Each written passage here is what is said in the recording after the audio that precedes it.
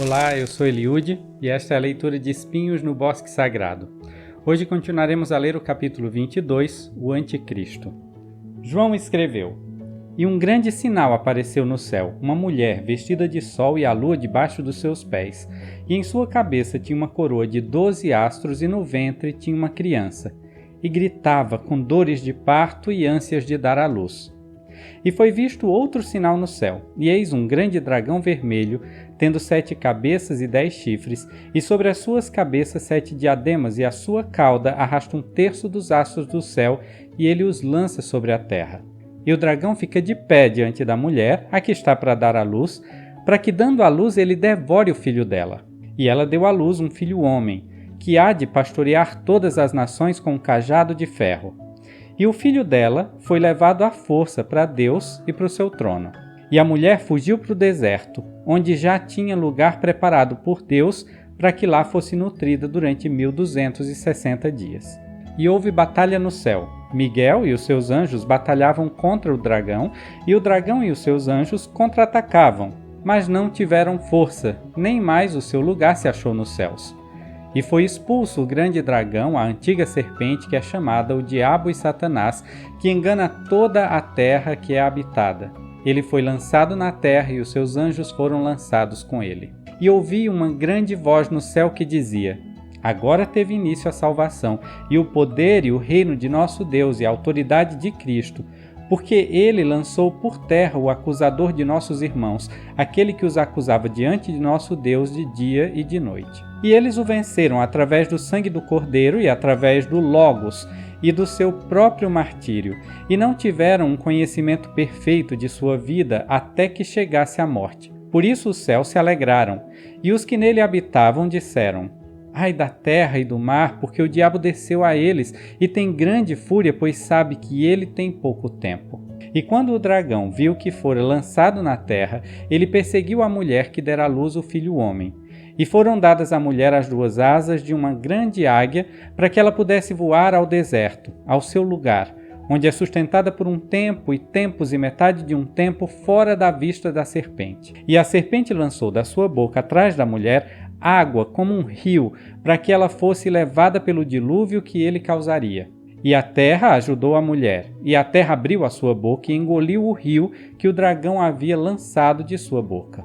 E o dragão irou-se contra a mulher e foi fazer guerra contra o que restou dos filhos dela, que guardam os mandamentos de Deus e têm o testemunho de Jesus Cristo, e ele ficou de pé sobre a areia do mar. O texto de João não é necessariamente cronológico e ele usa esta linguagem simbólica de propósito. Seu livro não foi escrito para que todos pudessem decifrá-lo, pois se caísse em mãos de pessoas mal intencionadas, com certeza esses copistas e tradutores teriam suprimido as partes do livro que ameaçassem suas crenças individuais e as instituições às quais pertenciam, como fizeram com outras partes mais claras do texto sagrado. Os símbolos não se aplicam a um evento isolado. Tampouco os personagens que figuram na revelação devem ser interpretados literalmente. Com isso quero dizer que a revelação de João não é um livro sobre monstros e acontecimentos sobrenaturais. Tudo no livro é natural, inclusive a monstruosidade humana que faria com que todas as tribulações descritas no livro recaíssem sobre nós através da história. Não é um livro sobre um futuro obscuro e improvável, mas sobre toda a extensão de nossa existência, desde a criação de nossos espíritos até o último julgamento que faremos de nós mesmos quando nos daremos conta de quem somos e de que destino nos aguarda em nosso estágio seguinte de existência. A mulher vestida de sol era a esposa do cabeça dos deuses, Ashera, grávida de um filho homem, Lúcifer, que seria o pastor de uma ninhada de espíritos, os quais acabariam sendo corrompidos pela ferrugem do orgulho e degenerariam em sua própria natureza. A velha serpente era o senhor do caos, que governava sobre as trevas exteriores, de onde Elion trazia as inteligências pensantes que usaria na criação de seus filhos e de tudo o que existe em seu universo. Esta velha serpente havia sido o opositor de uma terra distante onde Elion tinha sido homem antes de se tornar Deus. Quando o texto menciona bestas como dragões e águias gigantes, não está se referindo necessariamente a tais animais, mas a características possuídas por eles. Uma serpente, portanto, é a representação de um homem em seu estado físico ou espiritual. Afinal, nossa coluna vertebral lembra a sinuosidade dos ofídeos. O velho espírito esperava ansioso pelo nascimento daquela criança, pois sabia que ela se deixaria consumir pelo orgulho e seria levada à força ao trono de Deus para ser julgada. Quando não aceitasse o julgamento divino, seria chamado de Satanás e se tornaria a serpente do novo mundo. Miguel, o Adão pré-mortal, enfrentaria o filho rebelde de Elion e o expulsaria do céu. No entanto, Lúcifer não estaria sozinho. Ele contaria com o apoio de 1/3 das hostes celestiais que contra-atacariam em sua defesa. E tudo isso teria acontecido antes da terra ser criada, quando das profundezas das águas o conhecimento fez surgir o mundo. A mesma mulher vestida de sol também representa Maria, sofrendo as dores do parto numa noite incomum em que uma estrela nova surgiria no céu, cuja luz excedia a da lua, fazendo com que a noite parecesse dia. A luz da estrela iluminava a Virgem, que no estábulo mal cheiroso perdia a virgindade de dentro para fora, enquanto trazia ao mundo um bebê que seria pastor de uma humanidade enferrujada pelo sangue. O dragão, Lúcifer, que esperava à espreita, exigia o sangue do Filho unigênito de Deus como pagamento pela matéria inteligente que ele utilizara em sua criação.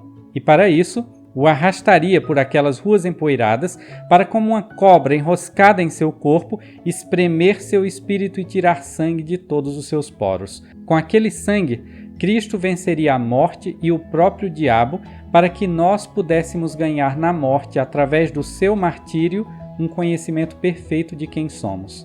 Ao chegar ao mundo espiritual, Jesus fecharia o abismo entre a prisão e o paraíso, de modo que Adão e seus anjos travariam uma nova batalha entre os espíritos dos mortos, pois Lúcifer apontava as falhas dos filhos dos homens dia e noite, tentando torná-los tão miseráveis como ele mesmo. E tudo isso aconteceria antes da primeira ressurreição dos mortos, quando os espíritos dos justos, desde Adão a Noé, foram levantados de suas sepulturas após a ressurreição de Cristo, 1/3 de todos os que haviam morrido até então. Aquela mesma mulher vestida de sol é também a verdade, sendo trazida à luz aos gritos no início da era cristã. A luz, debaixo dos seus pés, era a lei mosaica que lhe servia de alicerce, e a coroa de 12 estrelas eram os 12 apóstolos que haviam saído pelo mundo pregando esta verdade. As dores do parto eram as pressões dos poderes humanos para reprimir o progresso dos santos, e a ânsia de dar à luz era o desejo vão de que a verdade se estabelecesse de fato naquela época. Neste cenário, o dragão também é Lúcifer, que arrastou à terra 1/3 dos filhos espirituais de Deus depois que foram expulsos por Miguel e seus anjos. Com a ajuda deste exército, Satanás tenta de todos os modos devorar os filhos de Deus com suas mentiras, que impedem que esses filhos se conheçam de verdade e progridam o tanto que conseguiriam progredir se pudessem simplesmente aprender a amar. O papel de Lúcifer, no entanto, é importante, pois ele exerce atração sobre os homens, permitindo que eles possam escolher e, através de tais escolhas, possam saber o que lhes torna de fato felizes ou miseráveis. O Filho Homem é Jesus, que foi levado ao trono de Deus por um tempo, mas voltaria para reinar sobre as nações. Depois da morte de Cristo, a mulher, que é a verdade, fugiu para o deserto, ou seja, ficou inacessível aos homens, o que aconteceu durante a Idade Média, ou Idade das Trevas, como já foi chamada esta época, quando a Igreja Católica se espalhou pelo mundo, dizendo ser a Igreja de Cristo, mas na verdade, seus ensinamentos naqueles tempos eram o oposto do que Cristo havia ensinado durante sua vida, de modo que os homens perderam o amor próprio, foram subjugados e sofreram a pena de impostos altíssimos e infindáveis guerras. Os 1260 dias referem-se ao tempo em que, após a total destruição da Igreja primitiva de Cristo, a verdade ficaria inacessível aos homens. Se pensarmos que as palavras dia ou mês são períodos simbólicos de ciclos temporais, Podemos supor que João estivesse prevendo que aquela época de apostasia duraria cerca de 1260 anos, terminando por volta do século XV, quando pessoas alheias ao clero católico recobrariam o interesse pelo estudo das Escrituras e colocariam em xeque o poder e a autoridade que aquela instituição clamava para si. As asas, dadas à verdade, representam deslocamento e liberdade. Povos que conseguiram ficar livres dos domínios do poder constituído, que subjugou a terra por tanto tempo. E isso se deu em um tempo, em outros tempos e em metade de um tempo, significando as dispensações milenares da verdade, sendo a última delas a mais curta. Então João volta no tempo e fala daquele um tempo quando a humanidade foi destruída pelo dilúvio que teria saído da boca da serpente, muito possivelmente fazendo alusão às causas naturais que desencadearam esse desastre ecológico. Afinal, naquela era de bronze, a ganância dos homens esgotou a terra de recursos, de modo que a terra superaqueceu e acabou aumentando o nível dos mares, fazendo com que houvesse muitas tempestades, maremotos e cidades inteiras foram engolidas pela força das águas. Vendo que não conseguiu destruir a humanidade com o dilúvio, Lúcifer continuou perseguindo o resto dos filhos da mulher, aqueles que ainda se apegavam à verdade, a fim de que negassem os mandamentos e o sacrifício de seu Salvador. E finalmente, chegamos à época das grandes navegações, quando o dragão fica de pé sobre a areia do mar, esperando sua próxima jogada. O texto de João continua: E eu vi subir do mar uma besta que tinha 7 chifres e 10 cabeças, e sobre os seus chifres 10 diademas, e sobre as suas cabeças nomes de blasfêmia. E a besta que vi era semelhante ao leopardo, e os seus pés como de urso, e a sua boca como de leão, e o dragão deu-lhe o seu poder, e o seu trono e grande autoridade. E uma de suas cabeças como se tivesse sido ferida de morte, e a sua chaga mortal foi curada, e toda a terra se maravilhou após a besta. E adoraram o dragão que havia dado à besta o seu poder, e adoraram a besta dizendo: Quem é semelhante à besta, e quem poderá declarar guerra contra ela? E foi-lhe dada uma boca para falar grandes coisas e blasfêmias, e foi-lhe dada autoridade para agir durante 42 meses. E abriu a sua boca em blasfêmias contra Deus para blasfemar do seu nome e do seu tabernáculo e dos que habitam no céu, e foi-lhe dado poder para fazer guerra entre os santos e vencê-los, e foi-lhe dada autoridade sobre toda tribo e língua e nação. E haverão de adorá-la todos os que habitarem sobre a terra, cujos nomes não estão escritos no livro da vida do Cordeiro, aquele que foi morto desde a fundação do mundo. Se alguém tem ouvidos, que possa ouvir.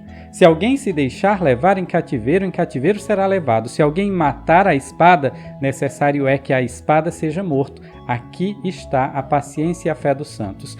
E eu vi outra besta subir da terra, e tinha 2 chifres, como se fosse um cordeiro, e falava como dragão. E todo o poder da primeira besta, ela exerce na sua presença, e faz com que a terra e os que nela habitam adorem a primeira besta, cuja chaga mortal havia sido curada. E faz grandes sinais, de maneira que até fogo do céu faz descer sobre a terra na presença dos homens. E engana aqueles que habitam na terra por causa dos sinais que lhe foram dados para agir na presença da besta, dizendo àqueles que habitam na terra para fazerem uma imagem à besta que tivesse a ferida da espada e ainda assim tivesse sobrevivido.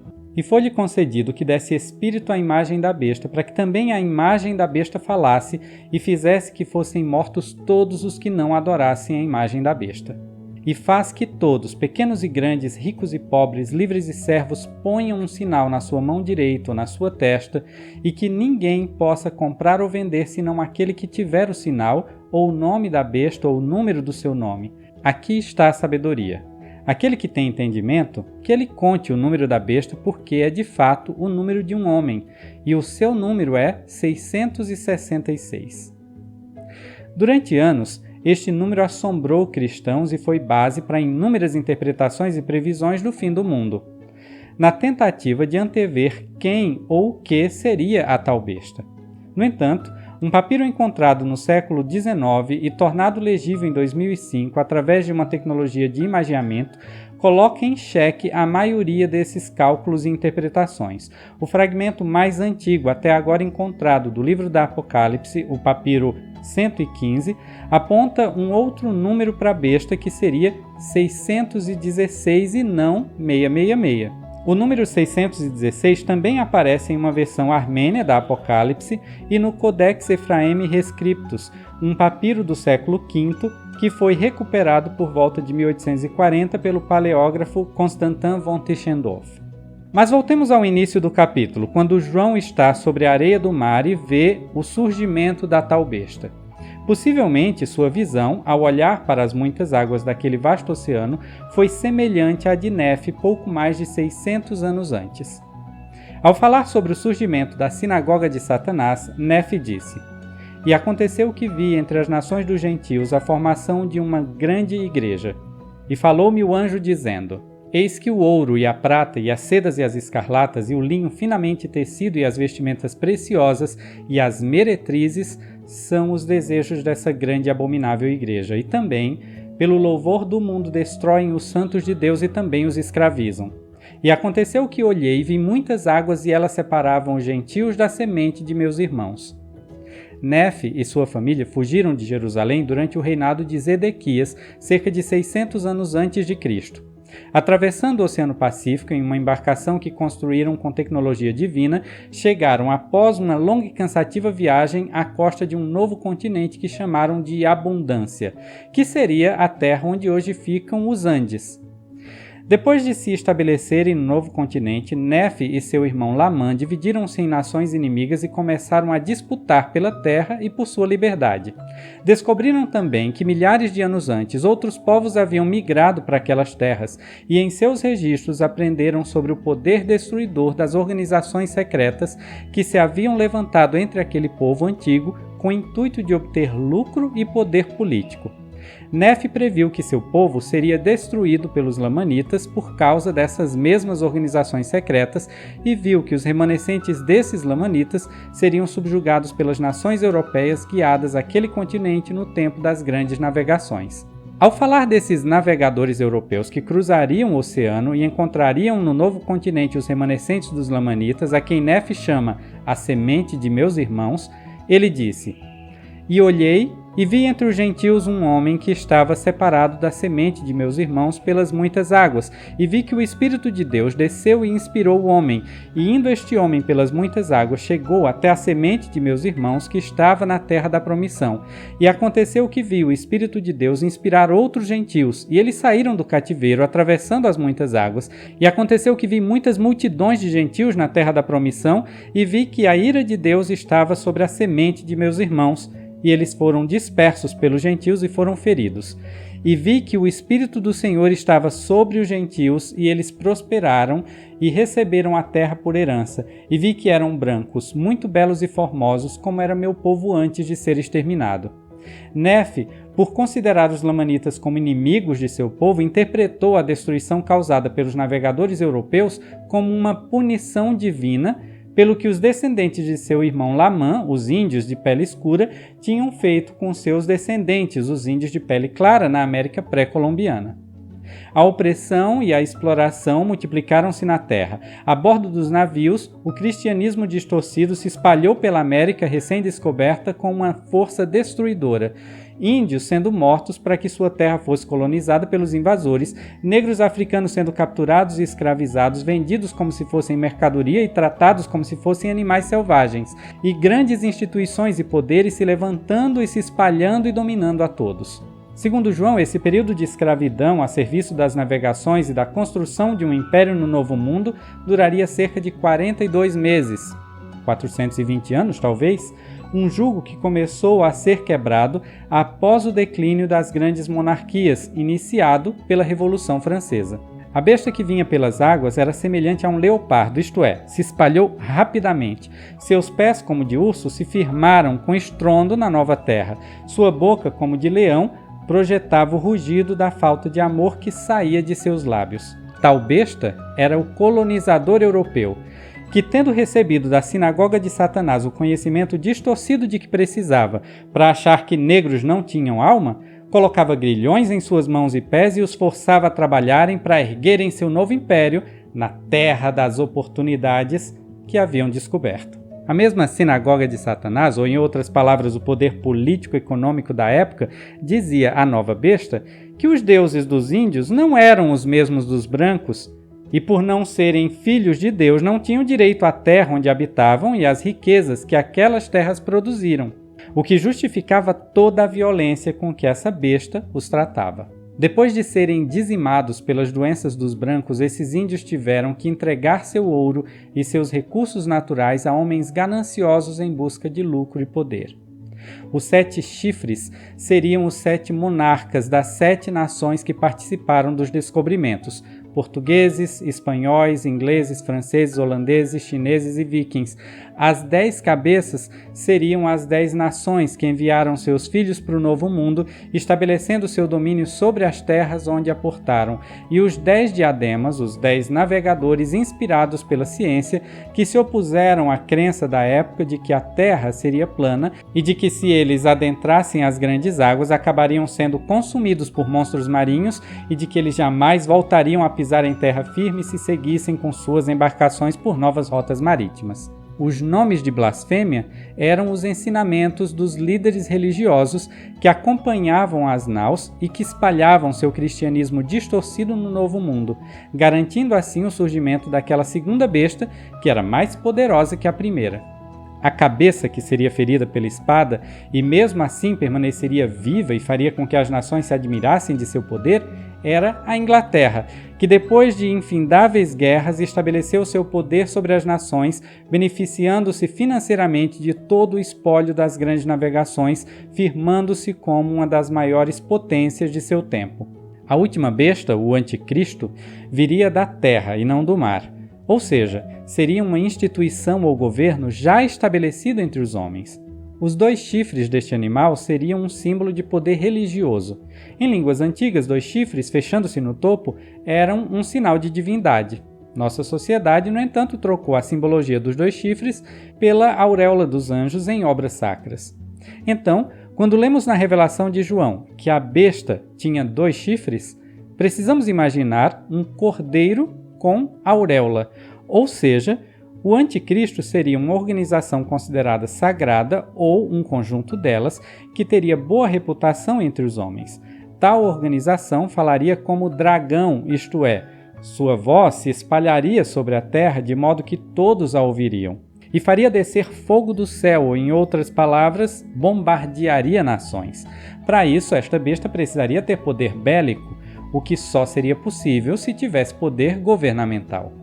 Então, quando vemos nações democráticas tendo seu Estado laico ameaçado por políticos religiosos extremistas que defendem instituições que fomentam um discurso de ódio entre cidadãos, que permitem a exploração de recursos naturais e a discriminação de indivíduos e que propõem soluções bélicas em nome da segurança e da justiça, estamos diante desses anticristos descritos por João. E fazem sinais em nome de uma besta que foi morta e viveu. Esta besta que foi morta e viveu é o Cristo pregado pelos anticristos, um Cristo que ensina coisas que o Cristo de verdade nunca ensinou. Mas, por esses anticristos terem alterado as coisas simples e preciosas do livro do Cordeiro, os habitantes da terra já não conhecem o Cristo de verdade e são facilmente enganados por esses falsos Espíritos Santos que descem euforicamente sobre eles para lhes fazer crer que são melhores que os outros e que somente eles estão certos e mais ninguém, manipulando a dimensão física ou psicológica daqueles que estão sob seu domínio para que acreditem em seus milagres e sinais. E promovem a falta de empatia, pregando que quem não reza pela mesma cartilha tem que sofrer ou morrer. De modo que a falta de amor se espalha entre os homens que se afirmam cristãos e que já não entendem a natureza daquele amor do qual Cristo de verdade pregava. E tudo o que eles sabem são falácias de líderes religiosos fanáticos, hipócritas e sedentos por poder. E tais líderes controlam a posse de todos utilizando tecnologias capitalistas que forçam mesmo quem não concorda com suas ideias a tomar parte no mesmo sistema. O anticristo, descrito por João, não é Lúcifer encarnado como muitos foram levados a pensar. Nem ele, nem o próprio Lúcifer têm chifres pontudos ou fedem a enxofre.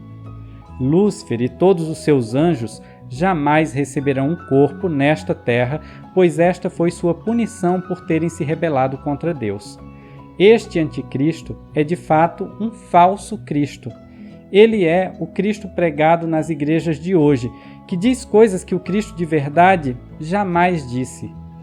Pois os líderes religiosos que erguem suas vozes para chamar o mundo ao arrependimento baseiam seus discursos nas palavras de um livro morto e distorcido e nas sensações que um falso Espírito Santo coloca em suas mentes e corações. E acham que esse conhecimento vem de Deus, quando na verdade estão reproduzindo o mesmo tipo de manifestações que esses mesmos pastores e padres consideram demoníacas quando experimentadas em outros terreiros que não o seu. Esses líderes religiosos que estão se enveredando na política e se levantam contra minorias querendo que elas se adequem às leis desse Cristo morto que não pensa de forma amorosa e empática, um Cristo que defende leis mortas e não respeita a felicidade do outro, estes são os anticristos descritos por João. Enquanto isso, aquele Cristo que ressuscitou se prepara para voltar e poucos o reconhecerão, pois não devotaram muito tempo olhando para dentro de si mesmos, tentando se conhecer. Afinal, somente quando amamos a nós mesmos, ou seja, somente quando conhecemos a nós mesmos, é que entendemos o que é amar a Deus e ao próximo, e não podemos reconhecer quem não conhecemos. O conhecimento de Deus produz um amor do tipo ágape, que é condescendência, compreensão e empatia. João chamou o conhecimento de Deus de Logos e disse que Cristo era a própria manifestação desse conhecimento. Cristo, enquanto esteve entre os homens, procurou explicar que seu amor não promove julgamento nem discórdia. A discórdia é algo que vem do opositor em forma de dogma e distorção da verdade.